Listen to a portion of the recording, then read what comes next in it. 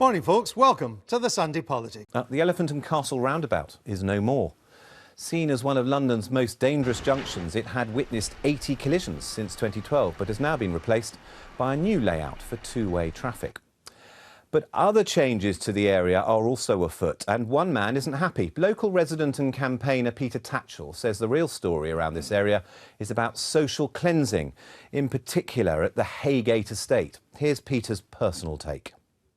The Haygate Council estate at Elephant and Castle was built in the 1970s with spacious modern housing for low-income families. But today, it looks like this. It's one of the largest redevelopment sites in Britain. I've lived locally for nearly 40 years. I've seen the local working class community forced out. It is social cleansing on a massive scale. The original 1,212 council flats are being replaced by twice as many new homes, but only 82 of them will be social housing units. The rest will be unaffordable for most Londoners, with many being sold off-plan to foreign investors. Well, that anybody who lived on the Haygate would have been able to afford anything. I'm here with Jerry Flynn, a former council tenant on the Haygate estate. So where have all the council tenants who used to live here, where have they gone? Well, most of the council tenants still live in the area, in the Walworth area, but very few of them live in any new accommodation. They've just moved into current council housing stock. The leaseholders who are on the estate, who bought their council homes, they've gone much farther afield. They're scattered to the outer boroughs, simply because they can't afford to buy anywhere that's being built here. The compensation wasn't sufficient. That's not the only reason this is a very bad deal. The Haygate site is prime real estate, just over a mile from the Houses of Parliament. In 2007, Southwark Council valued the 25-acre site at £150 million. But later, it sold the site for a mere £50 million. That's 1/3 of the original estimated value, and much less than the selling price for comparable sites in the area. The 1.5-acre Trebica site was sold to private developers for £40 million, and the 3.5-acre shopping centre site was sold for £80 million. Both sold for many millions more per acre than Southwark Council secured for the 25-acre Haygate site. What's happening at the Elephant and Castle is symptomatic of what's happening all over London, where developers have a stranglehold over local councils and where working class communities are being broken up and dispersed in the name of regeneration. Peter Tatchell reporting there, as they say. And Peter Tatchell's here with us now, along with Peter John, who is the leader of Southwark Council. Well, allegations, accusations set out in full there.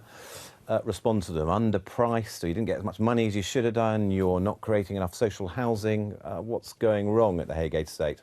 Well, the Elephant and Castle is about creating a new part of Southwark where, you know, you have new housing, new jobs, new opportunities. And, you know, what you had previously was not a successful estate. The Haygate estate was a failing estate. People didn't want to live there. And really people underachieving in terms of health, education and employment terms. And in order to create a better mixed community where people can thrive and get on, you know, something had to give. And, you know, I think it's also really important to acknowledge that the Haygate estate was very poor quality housing. And our aspiration as a council, with the largest council landlord in London, our aspiration is absolutely that people have the best quality housing, and that's what we're delivering across Southwark. Do you accept you didn't get what you should have done, commercial value for the site, and do you accept that you're not providing the kind of social or affordable housing that you would hope to, or people we would all expect you to do? Well, just on those 2 points, I mean, the 50 million that Peter talked about is just one part of the financial package. It's a very complex financial package, and at the end of the day, when profit is coming out of this site, the council has a 50% share of the profits that's delivered. So it will be a lot more effectively that the council gets for the land than the £50 million headline figure that we just saw. at least 25% of the housing delivered on site is affordable housing. That includes social rented in greater numbers than Peter described. But what's more important is that part of the Elephant and Castle regeneration plan is that there's going to be something like 1,750 affordable housing units across the wider area. So you don't have a concentration of social housing in one place, but it's spread out across a wider area. And I think that's better news. That creates that mixed community where you've got more jobs and more opportunities. Over 400 people, Southwark residents, already employed at the Elephant and Castle site. Peter Tatchell, do you think the old Haygate estate was a great place to live? It was very good in its time. Lots of people would have preferred the estate to be refurbished. And according to one surveyor, it could have been refurbished for a cost of £35 million, which is a very better deal for local people. Even if that was an underestimate, it would have never cost the £65 million the council had to pay out to empty the estate. So this is bad economics across the board. Look at what the situation is now. A two-bedroom flat is £738,000. A three-bedroom flat, the latest ones, are selling for £1.3 million. This is totally excluding the vast majority of local people. It is meaning that the character of the area is being changed. The livelihood and community that once existed has been dismembered. Peter, and that is totally wrong. Well, look, as I say, the Haygate was not a great place to live. There's a reason why vigilante and zombie films were filmed on the Haygate estate, because it was a failing part, unfortunately, of Southwark.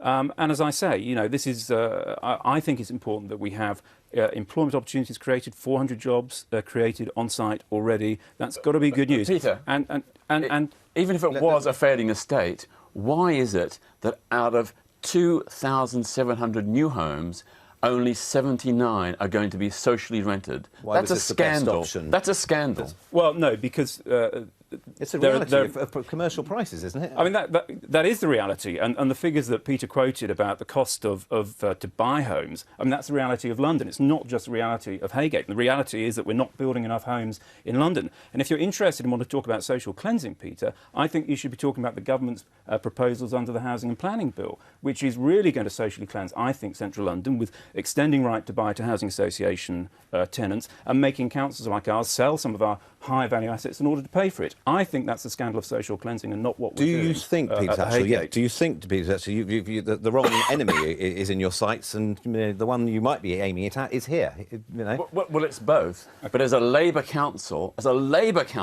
building 11,000 new council homes over 20 or 30 years, more than any other. Well, that may be, but right now we have lost over 1,100 council flats in the area, and that is a huge loss. I didn't buy my council flat. I could have bought it. I could have bought my council flat for £15,000.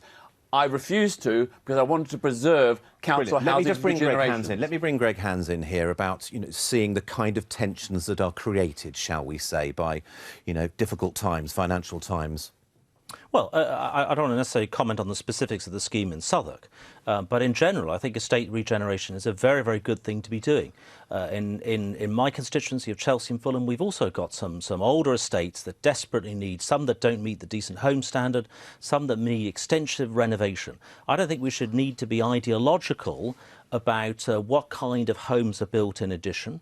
I think it's important that the homes be regenerated. We do as much as we can to protect the existing social housing and existing mix.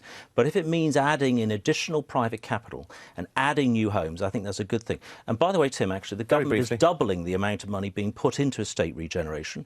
We're also doing big programmes on London Help to Buy, starter homes and shared ownership, doubling all of that as well. Very, very briefly, very brief. Well, I just wanted to pick up Peter's point about the forced sell-off of council homes, which is going to have a huge impact on London and exacerbate the housing shortage.